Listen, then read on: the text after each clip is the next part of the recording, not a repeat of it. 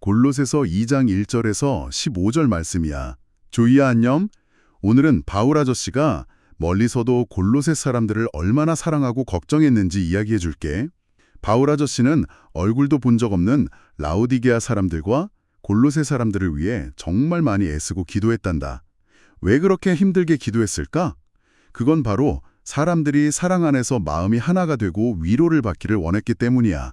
그리고 가장 중요한 하나님의 비밀인 예수님을 온전히 깨달아서 진짜 지혜를 얻게 해주고 싶었지. 조이야, 예수님 안에는 지혜와 지식의 모든 보물이 아주 소중하게 감춰져 있단다.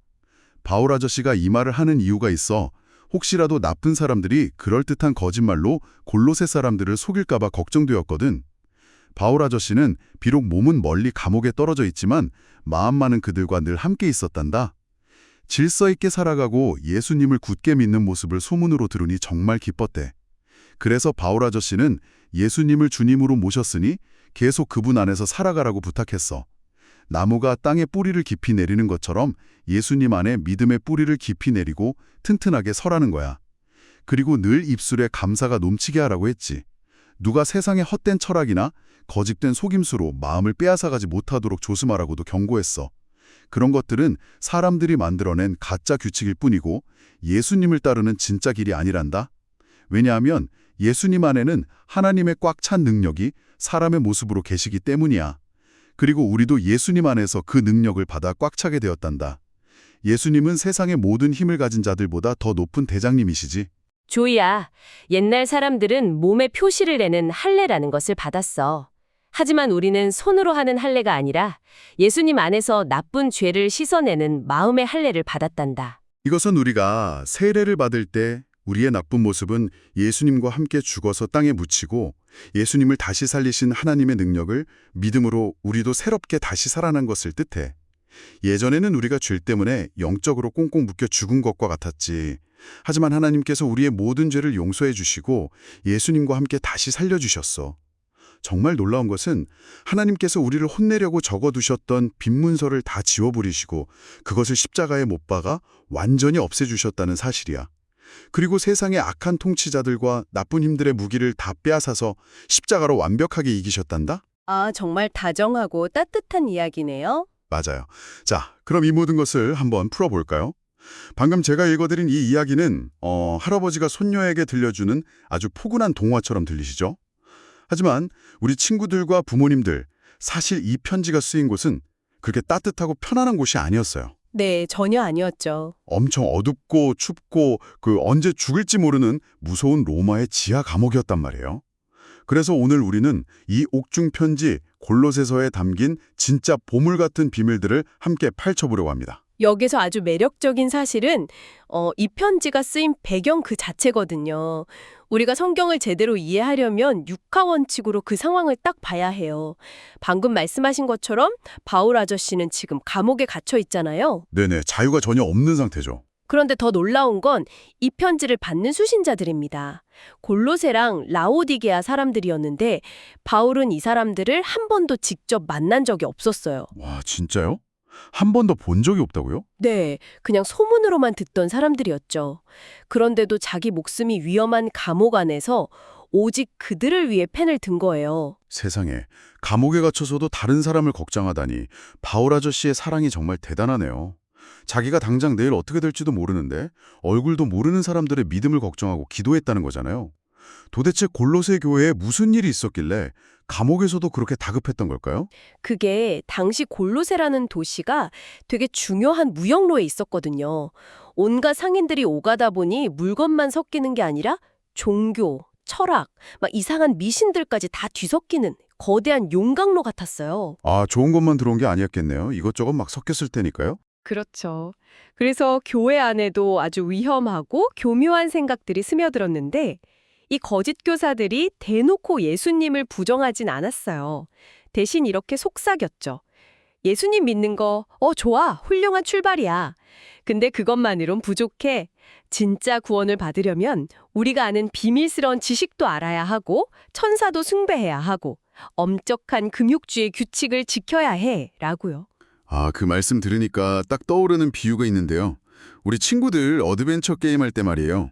막 진짜 보물이 있는 곳으로 지도를 보고 잘 가고 있는데 갑자기 길가에 엄청 화려하고 번쩍거리는 가짜 안내판이 나타난 거예요. 오, 가짜 안내판이요? 네. 야, 이쪽 샛길로 와. 여기로 가야 진짜 희귀한 열쇠를 얻어 하면서 속이는 거죠. 바울 아저씨는 옥중에서도 얘들아, 속지 마. 진짜 보물은 예수님뿐이야 하고 큰 소리로 외치고 싶었던 거군요. 정확해요. 근데 그 가짜 안내판이 당시엔 너무나도 그럴듯해 보였던 게 문제였어요. 거짓 교사들이 당대 최고의 지식인 행세를 했거든요. 뭔가 너희는 아직 부족하니까 무언가 더 노력해서 증명해야 해 라며 인간의 그 불안한 심리를 정확히 자극한 거죠. 와, 진짜 얄밉네요. 겉으로는 막 거룩해 보이면서 속으로는 사람들을 자기들 마음대로 조종하려고 한 거잖아요. 그럼 바울 아저씨는 이 복잡한 거짓말들에 어떻게 반격했나요? 바울의 반격은 정말 단호하고 명쾌했습니다. 거짓 교사들은 끝없이 너희는 텅 비어 있어 라고 했지만 바울은 아니, 예수님 안에는 하나님의 모든 능력이 꽉 차 있고 너희도 예수님 안에서 이미 100% 꽉 차 있어 라고 선포한 겁니다. 더 이상 볼 게 없다는 거군요. 여기서 정말 흥미로운 부분은요. 세상의 그런 화려한 거짓말을 이길 수 있는 예수님의 능력이 우리 삶에 구체적으로 어떻게 나타나는가 하는 점이에요. 바울은 여기서 겉모습이 아니라 존재가 뒤바뀌는 기적을 이야기해요. 바로 마음의 할례와 세례입니다. 옛날에는 몸에 흔적을 남기는 게 무슨 VIP 클럽의 조건 같았지만 진짜 할례는 사람이 손이 아니라 예수님이 하신다는 거죠. 아, 우리의 옛날 그 나쁜 모습은 예수님과 함께 십자가에 못 박혀 묻히고 다시 새 생명으로 살아났다는 그 말씀이죠? 맞아요. 예전엔 우리가 죄라는 밧줄에 꽁꽁 묶여서 죽은 것과 같았는데 그 밧줄이 완전히 끊어진 거예요. 이걸 설명하기 위해 바울이 아주 기가 막힌 비유를 하나 듭니다. 이것을 더 큰 그림과 연결해 본다면 고대 로마 사회에 빈문서라는 아주 충격적인 개념이 나와요. 빈문서요? 지금으로 치면 대출 계약서나 신용불량 기록 같은 건가요? 네, 누군가 빚을 지면 직접 자필로 서명해서 넘겨주는 문서인데 다 갚기 전까진 평생 꼬리표처럼 따라다니는 무서운 족쇄였죠. 우리의 죄가 바로 그 거대한 빈문서에 빼곡히 적혀 있었던 거예요. 인간의 어떤 노력이나 가짜 규칙들로는 단 1원도 갚을 수 없는 절망적인 빚이었죠. 세상에, 그럼 우린 평생 그 무서운 빚쟁이로 살아야 했던 거네요? 그런데 하나님께서 여기서 인류 역사상 가장 위대한 반전을 일으키십니다. 아까 도입부에서 들으셨던 지워버리시고라는 표현 기억하시나요? 네네, 다 지워버리셨다고 했잖아요. 원어로는 이게 엑살레이포라는 단어인데 고대 잉크는 종이에 스며들지 않아서 젖은 스펀지로 쓱 문지르면 아예 흔적도 없이 사라졌대요. 대충 줄을 그어 지우는 게 아니라 아예 완벽하게 닦아내서 없애버린다는 뜻입니다. 와, 엑셀레이포. 완전히 지워버린다는 뜻이라니 정말 속 시원한 말이네요. 하나님은 참 세심하고 놀라우신 분이군요. 그렇죠. 정말 속이 뻥 뚫리는 단어죠. 그냥 내가 이번 한 번만 눈 감아줄게 하고 덮어두는 게 아니라 아예 처음부터 없었던 일처럼 백지로 만들어주신 거잖아요. 게다가 하나님은 그 문서를 그냥 찢어버리신 게 아니에요. 아예 예수님이 달리신 그 십자가에 함께 못 박아 버리셨어요. 예수님의 피가 가장 완벽하고 강력한 지우개가 된 거죠. 근데 잠깐만요. 십자가에 못 박으셨다고 했는데 십자가 처형은 그 당시 로마에서 가장 수치스럽고 무서운 벌이잖아요. 겉으로 보기엔 악당들이 이긴 것 같고 예수님이 철저하게 지신 것 같은데 어떻게 이게 승리가 되는 거죠? 아주 예리하고 핵심적인 질문이에요. 그 역살이 바로 복음의 진짜 능력이거든요. 바울은 여기서 로마 장군들의 개선 행진을 비유로 들어요. 장군이 전쟁에서 이기면 적군들을 무장 해제시키고 쇠사슬로 묶어서 시내를 당당하게 행진했거든요. 아하, 사람들이 다 보는 앞에서 멋진 승리의 퍼레이드를 한 거군요. 네, 로마 사람들 눈에는 십자가에 달린 예수님이 패배자 같았겠지만 영적인 세계에서는 완전히 반대였던 겁니다. 예수님이 십자가 위에서 오히려 승리의 행진을 하고 계셨던 거예요. 사탄과 악한 통치자들이 우리를 협박할 때 쓸 수 있는 유일한 무기가 바로 그 죄의 빈 문서였는데 그걸 아예 십자가로 없애버렸으니까. 바로 그겁니다. 적들의 무기 자체가 사라졌으니 완전히 무장 해제된 거죠. 악의 세력이 휘두를 무기를 빼앗아서 파쇄기처럼 갈아버린 아주 통쾌한 승리입니다. 장난 아니네요, 진짜. 대장 예수님의 완벽한 승리. 그래서 이게 다 우리에게 어떤 의미일까요? 지금 당장 아이를 학교에 보내고 출근을 하는 우리 평범한 매일매일에 이 역설적인 승리가 어떻게 연결될 수 있을까요? 그래서 바울은 아주 소박하지만 가장 강력한 비유를 가져옵니다. 바로 나무가 땅에 뿌리를 깊이 내리는 거대요.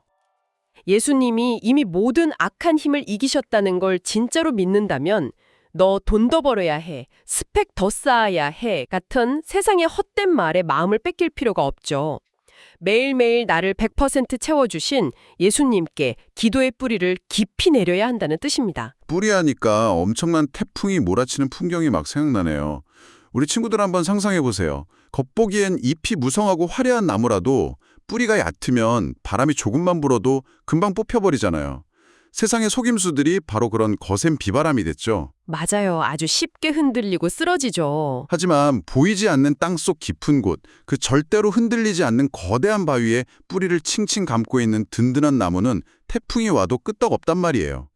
예수님께 찰싹 붙어있는 것, 그것만이 우리가 이 흔들리는 세상을 이기는 유일한 방법이네요. 네, 그리고 그 뿌리가 깊어질수록 우리 삶에는 아주 자연스러운 결과가 나타납니다.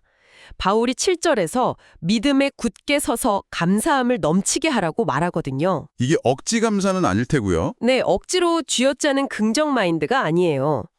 내 힘으론 도저히 갚을 길이 없던 그 무서운 빚문서가 십자가 덕분에 완벽하게 엑살레이포 되었다는 걸 아는 사람의 당연하고도 자연스러운 반응이죠. 일상의 작은 순간에도 진짜 진심에서 우러나오는 감사가 팡팡 터져나오게 되는 겁니다. 와, 감사가 팡팡 터져나오는 삶. 나를 짓누르던 그 무거운 족쇄가 풀렸는데 어떻게 기뻐하지 않을 수 있겠어요? 내 부족함을 보면서 우울해하는 게 아니라 이미 내 안에서 모든 걸 다 이루어주신 예수님을 볼 때 진짜 자유가 생기는군요. 맞습니다. 자, 오늘 이 깊고도 벅찬 말씀 탐험을 함께 하신 여러분은 오늘 무엇을 결심했나요? 오늘 하루 나를 끝없이 불안하게 만들고 넌 아직 부족해 라고 속삭이는 세상의 화려한 거짓말들에 속지 않기 위해 우리는 어떻게 해야 할까요? 오늘 하루를 보내시며 완벽한 지우개자, 통쾌한 승리자가 되시는 우리 예수님께 어떻게 더 깊은 뿌리를 내릴지, 또 내 입술에서 불평 대신 진짜 감사가 팡팡 터져나오게 할지 스스로 꼭 한번 질문을 던져보시길 바랍니다. 사랑의 하나님 아버지, 제 마음속에 감추어진 가장 귀한 보물이 바로 예수님이라는 사실을 깨닫게 해주셔서 참 감사합니다. 십자가에서 피 흘리심으로 제가 갚을 수 없는 무서운 죄의 문서를 깨끗하게 지워주시고 저를 다시 살려주셔서 정말 고맙습니다. 세상의 헛된 말이나 거짓말에 속지 않게 지켜주시고 매일매일 성경 말씀을 읽으며 예수님께 믿음의 뿌리를 깊이 내리게 해주세요. 저도 바울 아저씨처럼 어떤 상황에서도 입술에 감사가 넘치는 튼튼한 하나님을 자녀로 자라나게 해주세요. 저를 사랑하시고 승리하신 예수님의 이름으로 기도합니다. 아멘. 조야, 우리의 모든 죄를 지우시고 십자가로 승리하신 대장 예수님이 정말 멋지지 않니? 다음 시간에는 바울 아저씨가 이 멋진 예수님 안에서 우리가 어떤 새로운 옷을 입고 살아야 하는지 들려줄 테니 꼭 기다려 주렴.